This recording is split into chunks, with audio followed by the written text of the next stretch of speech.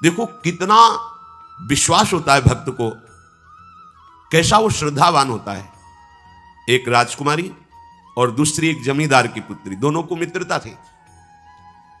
एक दिन राजा के यहां भगवत प्रेमी महात्मा आए। वो संत सेवी राजा थे, महात्मा जन आते रहते थे और महात्माओं का कार्य ही होता है निरंतर अपने प्रभु की सेवा और सुमिरन में मगन रहना। सेवा सुमिरन ये बहुत बड़ी सामर्थ्य है। अगर हम हर समय सेवा और सुमिरन में रहें तो कभी कोई माया प्रपंच हमें परास्त नहीं कर सकता। जहां हम सेवा सुमिरन से अलग हुए वहीं माया का प्रभाव पड़ता है। भगवान का शालिग्राम स्वरूप उनके पास था, खूब भाव से सेवा कर रहे थे और नवीन अवस्था की कोमल हृदय वाली ये दोनों सखियां देख रही थी। इनके मन में आया ऐसे हम भी ठाकुर सेवा करेंगे। देखने से सुनने से हमारे हृदय में प्रभाव पड़ता है। गंदी बातें देखेंगे, गंदी बातें सुनेंगे, उसी का चिंतन होगा, हृदय गंदे आचरणों की प्रेरणा वाला बन जाएगा। अगर हम भागवतिक बातें सुनेंगे, भागवतिक दर्शन करेंगे तो भागवतिक चिंतन होगा, हृदय भागवतिक प्रेरणा वाला बन जाएगा। कई दिन संत भगवान रुके, रोज सेवा कीर्तन कथा, सरल हृदया। उन दोनों सखियों में बात आई कि चल करके संत भगवान से कहते हमको भी ठाकुर जी दीजिए। दोनों ने चरण पकड़कर प्रार्थना की, गुरुदेव हमारे हृदय में भी इच्छा हो रही कि हमें ठाकुर सेवा मिले। अब दोनों बच्चे ही थे। संत भगवान ने विचार किया सेवा पद्धति में बहुत सावधानी की आवश्यकता होती है। अभी ये बच्चे हैं, कहीं सेवापराध न बन जाए। सेवापराध भी होता है। उपासना में चलने वाले उपासक को सेवापराध और उप सेवापराध 32 ये 64, इन पर सावधान रहना चाहिए। ये गलती नहीं होनी चाहिए। जैसे आप ठाकुर सेवक हैं, अपने घर में सेवा विराजमान किए हुए हैं। अब जैसे आपको ठाकुर जी के दर्शन के लिए जाना है, जहां तक ठाकुर जी के दर्शन करने के लिए जाना है, हो सके तो पादुका न पहने, नंगे पैर दर्शन करने जाए। यदि आप में ऐसी सामर्थ्य नहीं है किसी कारण से, तो सीढ़ियों में पादुका नहीं पहनना चाहिए। जहां से मंदिर की सीढ़ियां हैं, पादुका उतार कर माथा रखकर सीढ़ी में फिर चढ़ना चाहिए। खड़ाओं या पादुका पहन करके श्री विग्रह के दर्शन करने के लिए जाने में फिर अपराध लगता है। अरे अपने मालिक के दर्शन करने जा रहे हैं, स्वामी के दर्शन करने जा रहे हैं, प्रभु के दर्शन करने जा रहे हैं, तो अपनी कुटिया से और मंदिर तक नंगे पैर जाना चाहिए। ये भावना रखनी चाहिए। भरत जी जा रहे हैं प्रभु के दर्शन करने के लिए, अयोध्या से पैदल ही चले थे, तो सुकुमार चरणारविंद तो बड़े बड़े फफोके छाले पड़ गए थे। वशिष्ठ जी ने देखा, सबने मिलकर भरत जी से कहा पालकी पे बैठ जाइए। तो उनका हाँ, मेरे प्रभु यहां नंगे पैर चले हैं और मैं पालकी पे बैठ जाऊं? उचित तो यह है कि अपने प्रभु के दर्शन के लिए मैं जा रहा हूं, तो जहां जहां प्रभु के चरण पड़े वहां मेरा शीश पड़े, अर्थात सिर भर जाऊं। उचित असमोरा सप्ते सेवक धर्म कठोरा, यहां मैं सर के बल चल के जाऊं पर असमर्थ हूं। तो आप कह रहे हैं पैर में छाले पड़ गए, आप सवारी में बैठ जाइए, ऐसा नहीं हो सकता। तो अपने प्रभु के दर्शन करने के लिए जब जाए तो हो सके, सामर्थ्य हो तो पादुका न पहने, कोई खड़ाऊं चप्पल जूता आदि ना पहने। अगर पहने हैं तो बस सीढ़ी तक ही पहन कर जाए, ऊपर सीढ़ियों की नहीं। इतने सुकुमार मत बनो, ये आग में जलाया जाएगा शरीर, ये गाड़ दिया जाएगा शरीर, इससे ज्यादा प्यार ना करो।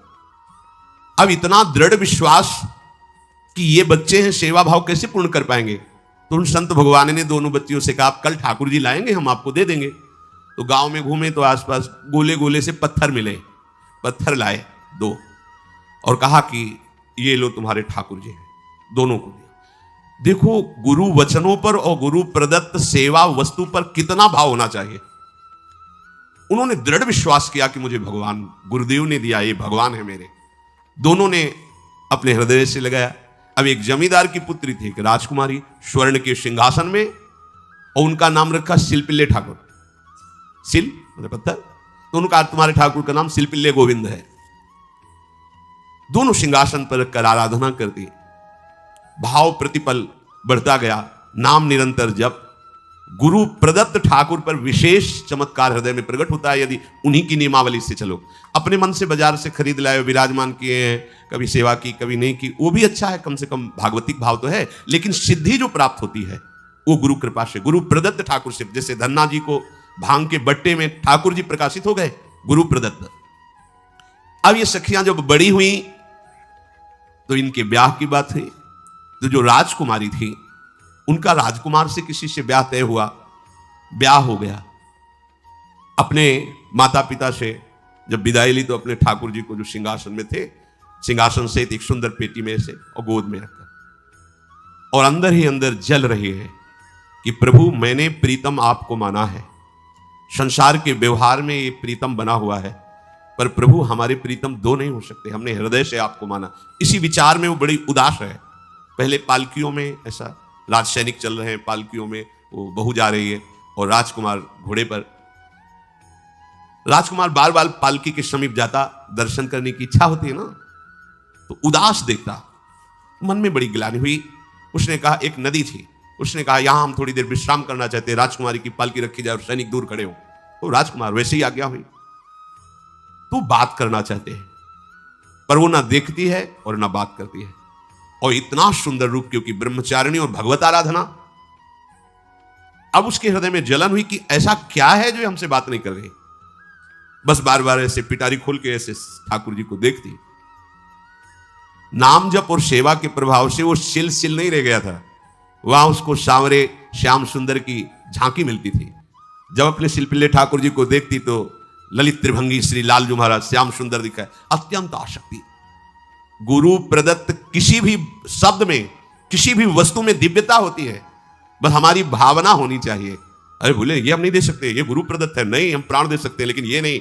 जिसका गुरु वचन पर, गुरु प्रदत्त वस्तु पर, गुरु प्रदत्त ठाकुर पर दृढ़ निष्ठा हो गई, वही सिद्ध हो जाता है। अब उसने समझ लिया कि पिटारी में जो कुछ है यही हमारे और राजकुमारी के बीच में बाधा है। दो चार दासियों को बुलाया और कहा इनको बातों में उलझाओ, पिटारी पीछे हमें दो। वो प्रवीण दासियां उनको विनोद भाषा में, हंसी मजाक में बात, लेकिन वो उदासीन। धीरे से गोद में पेटी थी, ले ली, हम लिए हुए हैं, अब बातचीत में सारा, और पेटी उनको दे दी। राजकुमार ने राजकुमारी से कहा यही पेटी तो हमारे आपके बीच में बात, फेंक दी नदी में। अब तो जो उसके हृदय में पीड़ा हुई, भारी व्याकुलता। अब राजकुमार सैनिकों के साथ तुरंत पालकी उठवाई, मैं ले गया, पर वो आसक्त है, इतनी सुंदर राजकुमारी, क्योंकि भागवतिक तेज से संपन्न में आकर्षण होता है।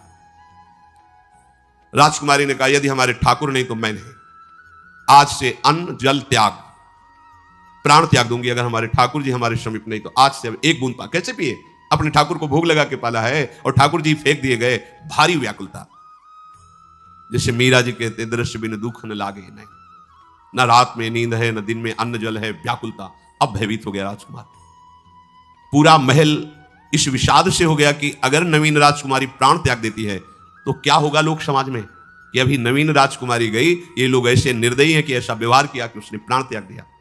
राजकुमार घुटने में आ गया, घुटने टेक कर राजकुमारी से कहा मैं तुम्हें दुखी नहीं करना चाहता, पर मैं तुमको छोड़ भी नहीं सकता। अब हमें आप वो उपाय बताओ जिससे आप मुस्कुरा दो, आप प्रसन्न हो जाओ। तो उनका, हम अपने ठाकुर के बिना जीवित नहीं रह सकती, यदि आप हमें जीवित देखना चाहते तो हमारे ठाकुर जी ला के दो।